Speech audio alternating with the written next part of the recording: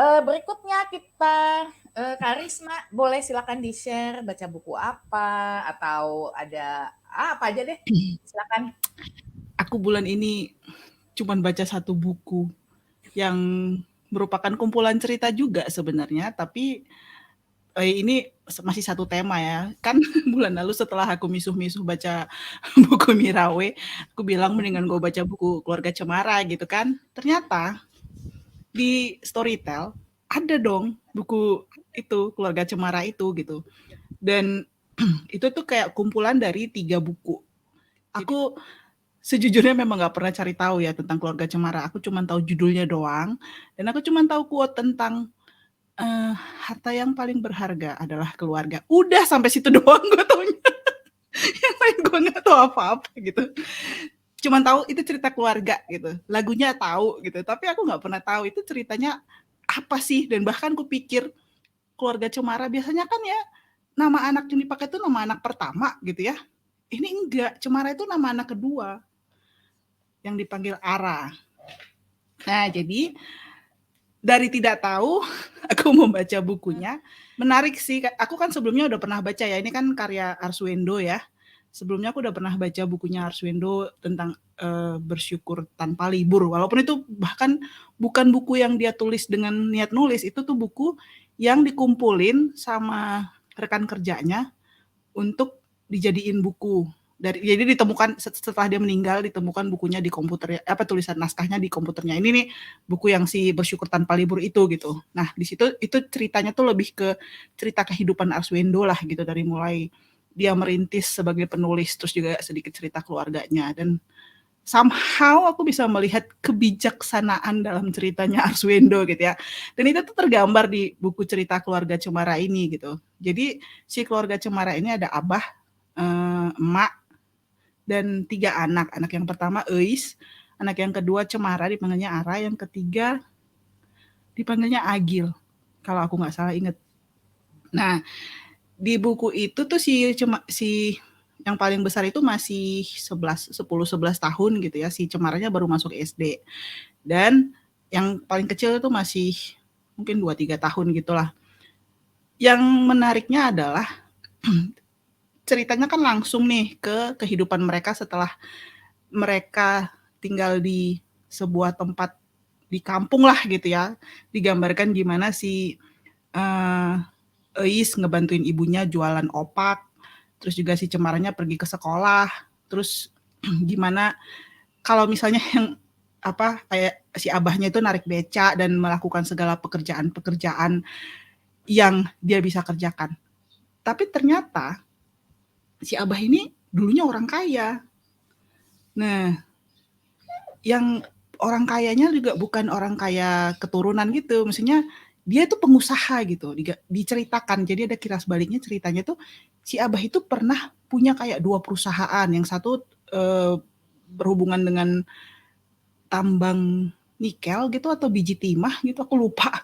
Tapi pokoknya ekspor impor yang berhubungan dengan Singapura, bahkan si abah ini sering keluar negeri. Dan yang kedua itu dia ada usaha asuransi gitu. Nah, tapi somehow ada yang nipu gitu, anak buahnya ada yang harusnya dia percaya, tapi ternyata tuh menyalahgunakan, terus jadi kayak diproses secara hukum, mereka tuh harus membayar kerugian dan bangkrut gitu. Ya ceritanya aku nggak bisa bayangin sih kalau misalnya itu terjadi sama aku. Dari yang hidupnya, nggak pun aku hidup sebagai orang yang seperti si abah sebelumnya ya, yang udah biasa keluar negeri, punya segalanya lah gitu ya.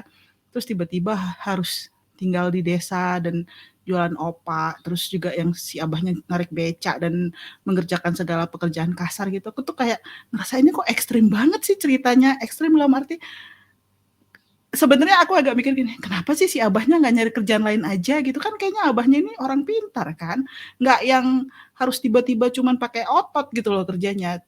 Dia bisa punya perusahaan kan berarti sebelumnya dia udah punya skill gitu loh. Dia biasa mimpin orang kan berarti gitu. Itu tapi ya harusnya kan baca nggak kayak gitu ya. Baca mah baca aja nggak usah protes gitu kan. Anyway, itu sebenarnya kepikirannya kemudian sih, gara-garanya adalah karena aku nonton filmnya. ada filmnya di Netflix kan yang si Keluarga Cemara itu, dan kabarnya mau ada yang kedua. Baru rilis kayaknya 23 Juni. Kedua.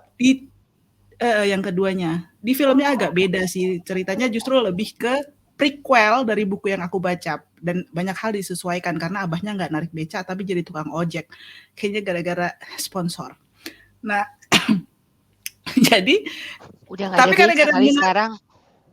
iya nggak ada memang, makanya aku bilang disesuaikan di filmnya Kontekstual. udah zaman sekarang, udah pakai handphone gitu-gitu, tapi rumah mereka ini nggak dapet sinyal ceritanya, bahkan harus ke manjat pohon gitu loh baru ini. Menarik sih sebenarnya penggambaran filmnya pun, itu malah bikin membuat aku lebih ngerasa kayak, oh ngeri juga ya kalau misalnya kejadian seperti yang terjadi di Keluarga Cemara itu terjadi sama kita gitu, dan gimana caranya kalau itu sampai terjadi, amit-amit ya, kita bisa tetap waras gitu loh. Karena diceritakannya, walaupun udah begitu, si abah sama emak ini bijaksana sekali mengurusi anak-anaknya gitu loh. Kayak, apa ya, kalau yang di versi bukunya ya abahnya ini pokoknya udah nggak ada salahnya lah sama sekali, anak-anaknya patuh kalau udah abahnya bersabda gitu ya, udah nggak bisa ditawar lagi gitu loh. Kalau yang di versi film sih agak lebih emosional sih si abahnya. Gitu, dan yang menarik dari aku nggak nonton sinetronnya justru. Jadi tuh itu, nah setelah aku bilang, setelah baca aku baru cari tahu ternyata itu dulu adalah kumpulan kayak cerita bersambung ya di tabloid katanya. Tabloid mana ya? Hai atau mana ya? Pokoknya tempat kerjanya Arswendo lah gitu.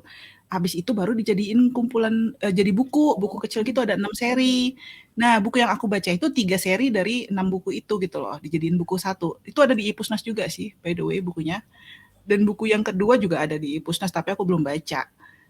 Nah, kalau yang si filmnya ini itu aku bilang prequel, karena kejadiannya adalah ketika si abahnya baru mulai jatuh miskin gitu, mulai apa yang ditipu orang gitu. Pas nontonnya aku gini, ya elah dia masa ya dia ngasih surat kuasa gitu ke orang yang dia percaya, terus orang yang dia kasih surat kuasa inilah yang menyebabkan semuanya bangkrut gitu loh. Yang gitu-gitu ceritanya, pokoknya kayak jadi wah ternyata ya mau baik sama orang aja susah ya zaman now gitu. Tapi ya itulah, kayak terlepas dari ceritanya yang mengharu biru, ceritanya cerita keluarga lah gitu. Aku suka karena ada banyak sih hal-hal yang bisa dipelajari dari bukunya gitu. Misalnya nih, aku share aja ya. Aku udah tulis di blog. Sambil nunggu share, Kak, nanya. Jadi kalau yang di film itu prequel, tapi ini ya disesuaikan sama sekarang zaman. gitu ya, zamannya ya. Yeah. Kan kalau settingnya sendiri sinetronnya kan tahun berapa itu berarti? 90, 80, itu masih beca kan kalau yang iya, itu dia. Bukunya ini juga sama kan ya, kalau ini udah gitu. Mungkin ya. Yang sinetronnya itu lebih deket ya adaptasinya ya, karena kayaknya yang nulis kan masih si Arswendo juga yang nulis senarionya gitu. Duluan mana antara buku sama sinetron? Kayaknya buku deh. Buku duluan. Karena itu dari buku itu beneran dari cerita bersambung. Atau bukunya cetakan tahun berapa tuh Kak? Kelihatan nggak? Oh nih, cetakan pertamanya tahun 81. Oh. Tahun berapa sinetronnya, ingat nggak kalian? Ya, bukan 80, bukan 81 lah, kita masih piye ya.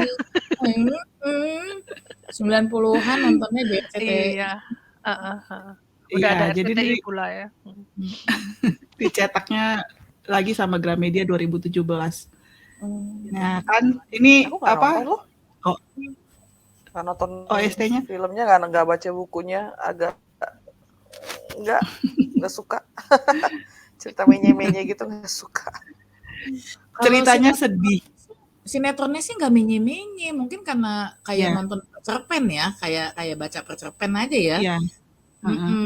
Ini kumpulan cerita kok, jadi ceritanya tuh nggak bersambung gitu loh. Jadi ceritanya tuh benar-benar cerita kehidupan sekali. Nanti misalnya waktu si Ara masuk sekolah gimana, terus nanti ada kejadian misalnya yang lain, misalnya lagi ada pentas nih, yang lain anak-anak difotoin sama keluarganya gitu. Si Ara nggak ada yang moto dong, karena mereka nggak punya kamera gitu. Pas baca tuh rasanya kayak sedih banget sih gitu. Aku cuman Sedih sih ingat sebenarnya ceritanya. satu adegan sinetronnya itu si abahnya kan bawa beca, tapi dia bisa main piano. Ceritanya gitu dia pas Ya kan nganterin karena mereka orang kaya sebelumnya ya, kan. pas nganterin siapa gitu ya, aku lupa tuh abahnya main Si itu piano. kayaknya anak tante siapa sih nama tetangganya ada, itu tetangganya nyebelin banget emang. Terus Jadi ini nih, kayak ada kutipannya nih, siapa bilang mendidik anak itu mudah gitu loh. Jadi ini si abahnya ngomong, soalnya kalau misalnya istrinya itu udah memutuskan sesuatu, nanti si abahnya nggak akan memberi alternatif lain. Jadi supaya anak-anaknya tuh nggak bingung gitu loh. Ini tuh ya ini tuh yang berusaha kami terapkan juga sih. Jadi kalau misalnya kan kadang-kadang kan anak-anak tuh suka gitu kan. Kata papa aku boleh main game gitu kan. Ya udahlah kalau udah bapaknya ngomong gitu masa kita bilang enggak kan. Tapi kadang-kadang kalau Jangan aku gini, di-counter. kalau aku sebenarnya nggak setuju, bilangnya gini, udah tanya sama bapak sana gimana ya. Tanya sama papa boleh nggak gitu. Ya minimal kita counternya jangan di depan lah ya. Iya. Tidur di belakang gitu.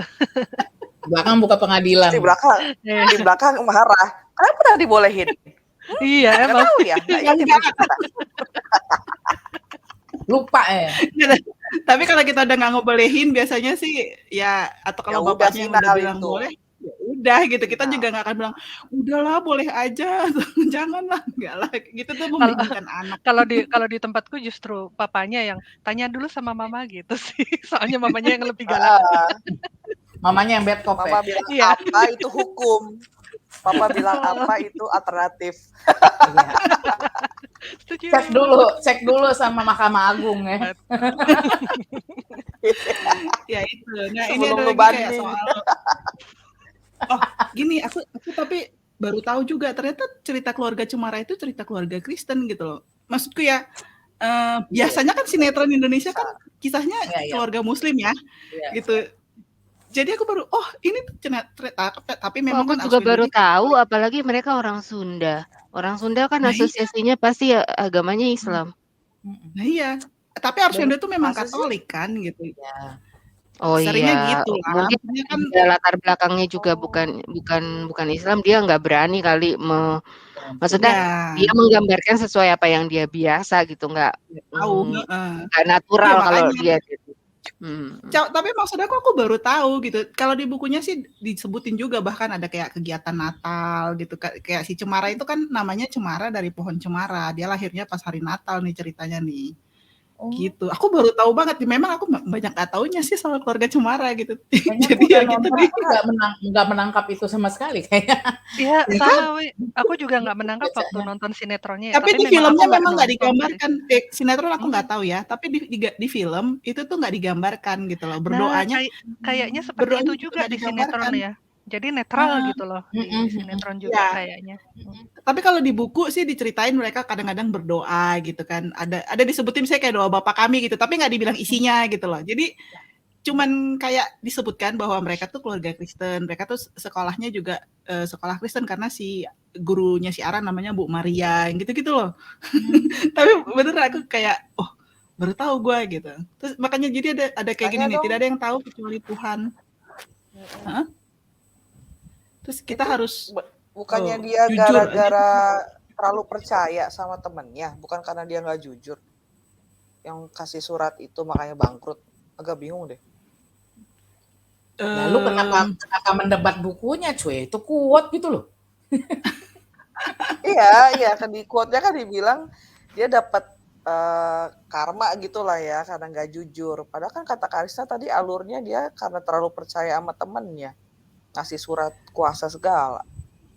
Ini gini, yang soal teman usahanya itu menipu dengan hubungan kejujuran ini aku juga nggak begitu jelas di bukunya itu. Tapi dia kayak ngerasa bahwa dia juga termasuk yang tidak jujur gitu loh kalau di bukunya.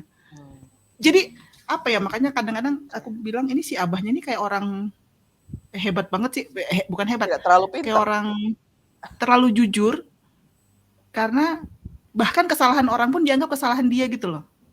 Jadi agak ngeselin sih ya. Refleksi ke diri sendiri maksudnya. gitu. Masih ada kata-kata yang lain selain naif, Jo. Masih ada. Kurang sampai, kurang apa Kak? Kurang terlalu sampai baik. pikirannya apa gimana? Dia nggak mau Ya. nyalahin orang lain aja kali Ya, ya, Iya. cuma tanggung jawab betul. sama dia gitu kan. Nah, Pokoknya ini tanggung ya, jawabku, kalau ada sesuatu tanggung jawabku Iya, jadi sendiri dia gitu. nerima aja gitu Mhm. setelah dia bangkrut gitu ya. Dia merasa itu karena dia tidak jujur gitu loh. Karena dia yang tidak jujur, bukan dia bilang ini pasti gara-gara temen gua nih. Enggak. Makanya aku bilang sebenarnya kalau di buku tuh si abahnya tuh kayak yang baik banget gitu loh. Sampai kesel bacanya, kenapa sih si abah udah pernah punya perusahaan 2 gitu, kenapa nggak nyari pekerjaan yang make otak jangan make otot abah gitu. Tapi di film Bener, ditunjukin Pak. sih. Udah Itu berumur aja kan, udah ceritanya udah berumur. Enggak, dia ditunjukin kalau itu di karena film ditunjukin dia berumur berusaha nyari pengalamannya. kerja, nggak ada yang nerima. Oh. Nggak ada yang nerima. Oh. Entah dia mungkin overqualified atau Ya, ya. entah apalah namanya gitu. Jadi Ya, begitu. ya mungkin kalau sinetron atau buku zaman dulu ya, kita kan suka nggak merhatiin detail-detail kayak gitu ya. Kalau sekarang kita lebih bertanya-tanya lagi, Iya. Iya, "Gila, orang betul, bekas direktur betul. gitu loh, masa langsung Iya, jatuh gitu?" Iya. Gitu dia kan. pinter kan Heeh, gitu. iya itu dia, heeh. Sama kayak Terus ya ada kayak Pluto yang dibesarkan oleh Goofy sesama anjing. Ya, Pikir gitu. Dulu kita nerima-nerima aja ya, lama-lama, loh ini. betul. Iya. Betul. Udah gitu lebih pinter Plutonya lagi. Iya. Ini anak-anak ngomong Itu kan sekarang. ironis banget tuh. Iya. Jadi ya di buku ini juga ada beberapa hal terjadi gitu tuh si abahnya nasihatin anaknya gitu kayak kita harus jujur, kita jujur itu bukan mengambil yang bukan hak kita gitu. Terus ada lagi yang katanya untuk berbuat baik tak perlu mengenal secara pribadi atau tidak. Ini tuh maksudnya kalau mau ada orang asing yang kita lihat perlu bantuan pun nggak perlu mikir-mikir, kalau memang mau bantu aja, nggak usah gue nggak kenal sama dia ngapain gue bantu, yang gitu-gitu deh. Sekarang kan tapi langka banget ya kayaknya ya kalau misalnya kita bantu orang asing, jangan-jangan nanti kita dijebak lagi. Overthinking. Iya, benar. Orang kecelakaan di jalan nggak akan dibantu, soalnya takutnya ntar dikira kita tanggung jawab, terus repot ngusir kita. Lebih baik pergi, emang gitu sekarang mah. Malah Aku masih repotin bantu kita ya. Nah kalau yang ini orang baik itu orang yang memberikan sesuatu tanpa mengharapkan sesuatu sebagai imbalannya. Nah kalau ini masih oke lah gitu. Kalau kita memberi sesuatu nggak usah berharap imbalan gitu loh. Kalau berharap imbalan itu jual jasa namanya. Ya, nah ini tapi akhirnya si abahnya bilang nih, siapa saja bisa salah kecuali Tuhan. Jadi abah juga bisa salah, emak bisa, kalian bisa gitu. Ini gara-gara anaknya tuh ngerasa abahnya ini udah kayak dewa kali ya, nggak bisa salah gitu. Abah selalu benar gitu loh. Akhirnya si abahnya kayak ngajarin anaknya semua orang bisa salah kecuali Tuhan gitu loh. Terus kadang-kadang kita ya nggak apa-apa berbuat salah asal memang nggak berniat jahat gitu loh. Kalau aku maunya nambahin, asal habis itu dibenerin. Gitu. Iya, sama Kak. Tanpa berbuat salah asal dibenerin, bukan asal niatnya. Dibenerin nggak? Iya. Galak ya, kita bikin buku keluarga apa ya? Keluarga gajah. Buku tandingan. Buku tandingan. Keluarga gajah. Gue udah bisa membayangkan quote-quote-nya menyeramkan. Aku udah bisa membayangkan dari sekarang. Ini sih ceritanya kan si Eis kan pernah merasakan hidup enak.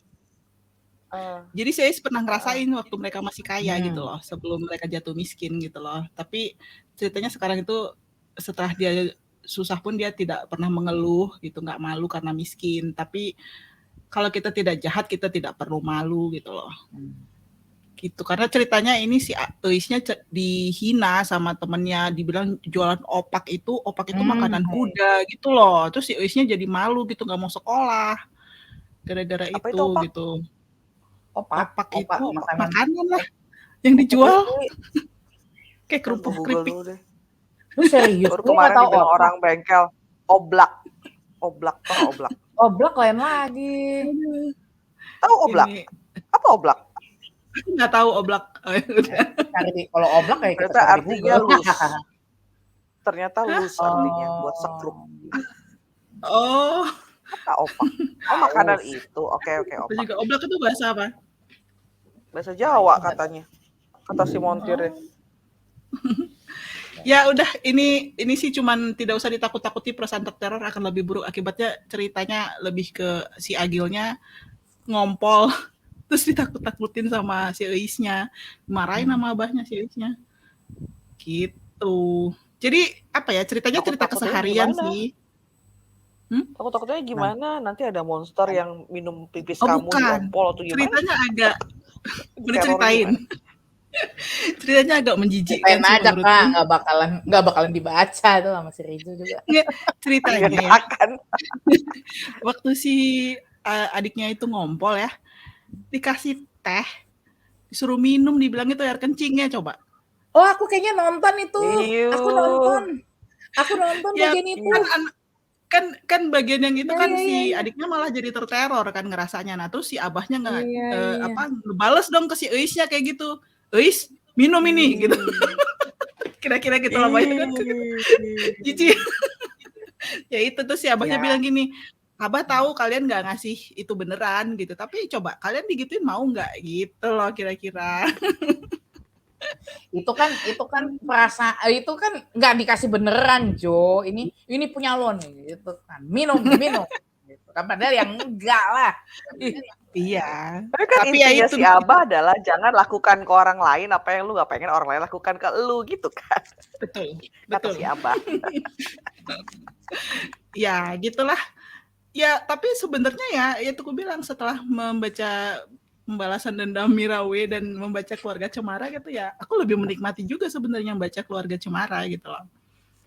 Dan ya nggak tahu juga sih aku bakal kapan bisa menonton Keluarga Cemara 2 kan. Gue mesti nungguin masuk ke layanan streaming. Gitu. Not bad lah. Yang si Agus Ringo ya. Kan bentar Ya, lagi ke Agus Ringo Indonesia Kak, bisa nonton tuh. Iya kalau masih di bioskop. Pas gue dateng. Soalnya udah tayang kan sekarang. Iya baru tayang, kayaknya tadi ada temen yang share nonton sama keluarganya.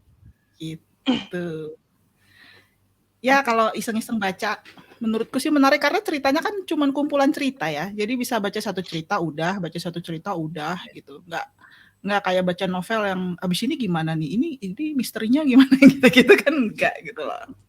My kind Dan of ada di Ipusnas gitu. Oke, demikian dari saya.